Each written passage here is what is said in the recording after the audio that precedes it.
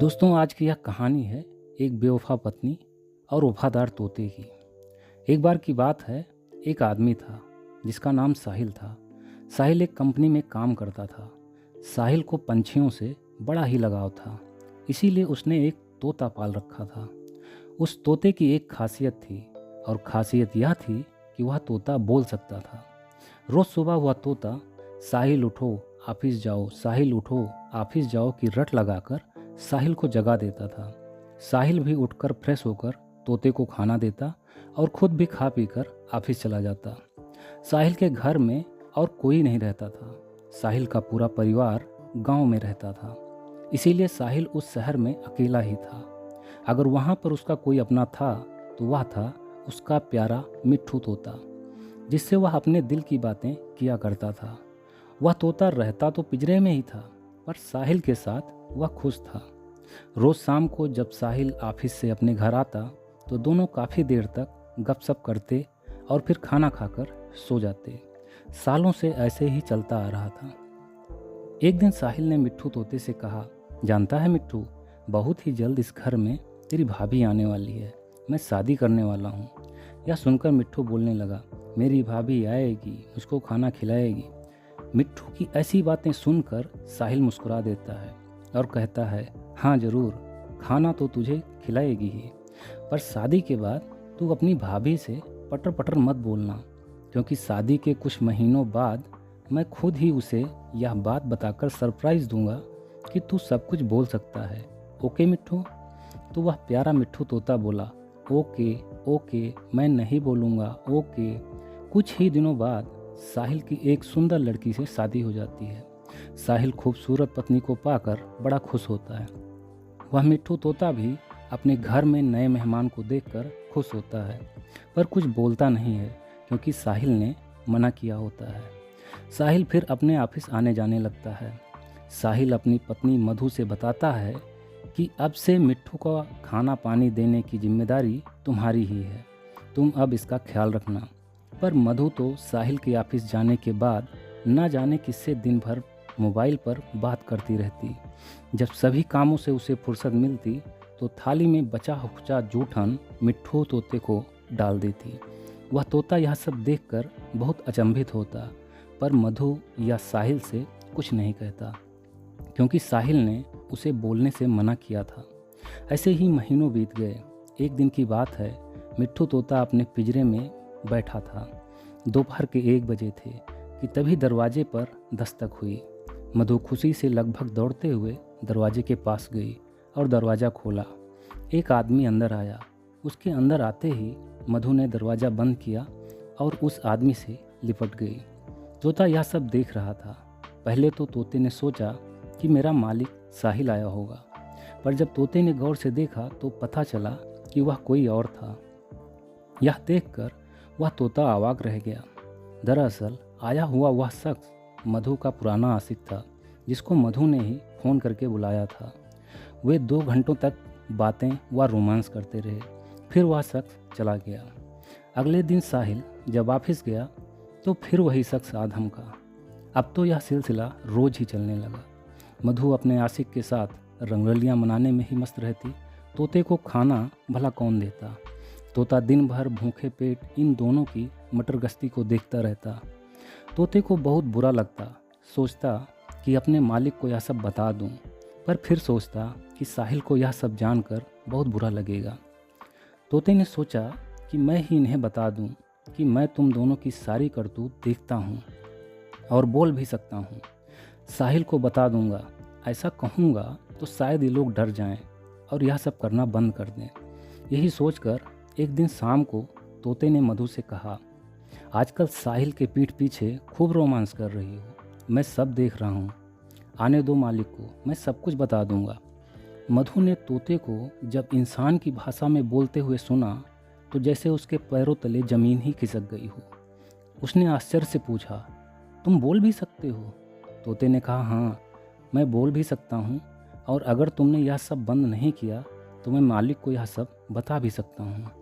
यह सुनते ही मधु तोते के सामने गिड़गिड़ाने लगी, साहिल को कुछ भी मत बताना, मैं अब यह सब नहीं करूँगी।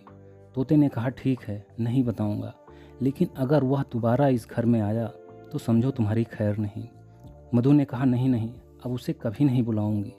यही कहकर मधु झट से किचन में गई और अच्छा खाना लाकर तोते को दे दी।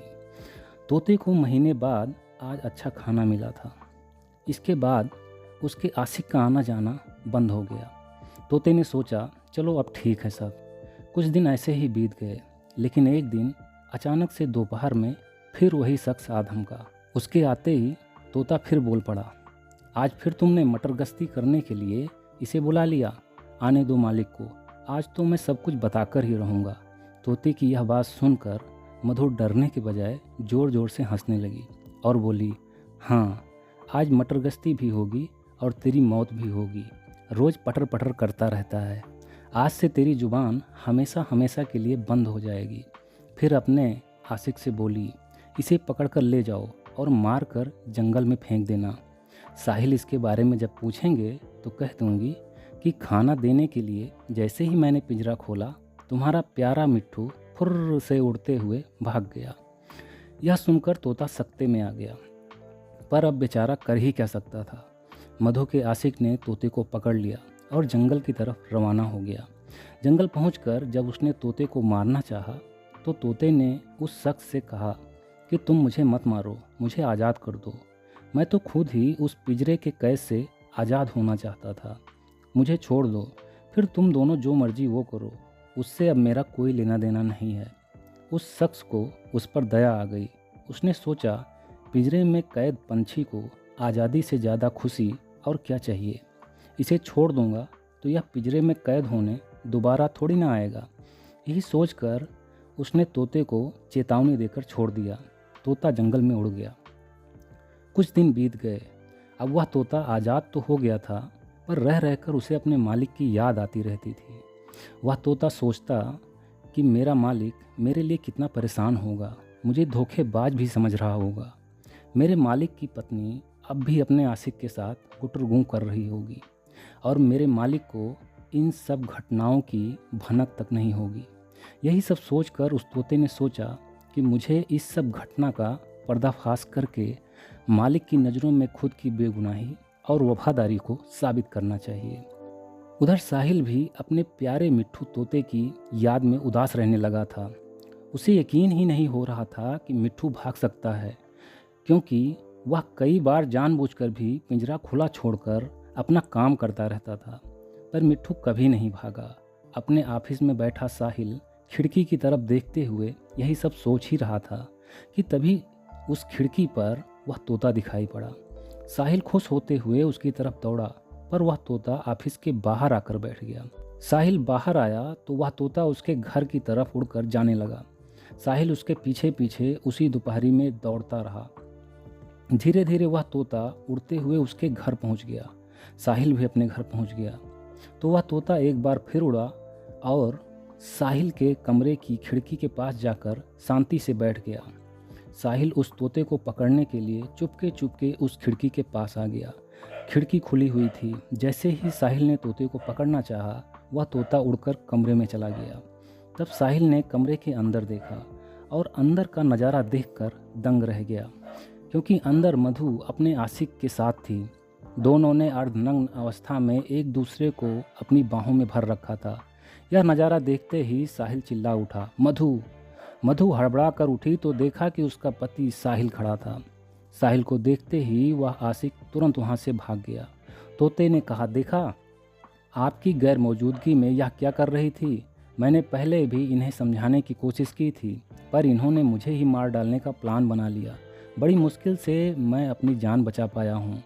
साहिल ने अंदर आकर 3-4 थप्पड़ मधु के गाल पर जड़ दिए। मधु ने बहुत माफ़ी मांगी, पर साहिल ने उसकी एक ना सुनी और उसे अपने घर से बाहर निकाल दिया और उससे कहा, तुम्हारी जैसी औरतों को साथ रखने से अच्छा है एक पंछी को पालना, एक कुत्ते को पालना। कम से कम ये लोग दगाबाज तो नहीं होते। ये बेजुबान पंछी, ये बेजुबान जानवर इंसानों से ज़्यादा वफादार होते हैं। मधु, तुम सिर्फ मेरी ही नहीं बल्कि इस मिट्ठू तोते की भी गुनहगार हो। मैं तुम्हें कभी माफ़ नहीं कर सकता। चली जाओ मेरी नज़रों के सामने से और लौट कर कभी मत आना। मधु रोते हुए चली जाती है और एक बार फिर वह तोता और साहिल खुशी से साथ रहने लगते हैं। दोस्तों, इस कहानी से हमें शिक्षा मिलती है कि हमें कभी भी किसी व्यक्ति पर आंखें बंद करके भरोसा नहीं करना चाहिए और ना ही अपने जीवन साथी के साथ बेवफाई करनी चाहिए, नहीं तो एक हंसती खेलती ज़िंदगी में आग लगते देर नहीं लगती। ओके फ्रेंड्स, तो हंसते रहिए, मुस्कुराते रहिए, हर दिन कुछ अच्छा सीखते और सिखाते रहिए। मैं मिलता हूँ नेक्स्ट वीडियो में एक नई मोटिवेशनल स्टोरी के साथ। तब तक के लिए take care, wish you all the best, bye bye.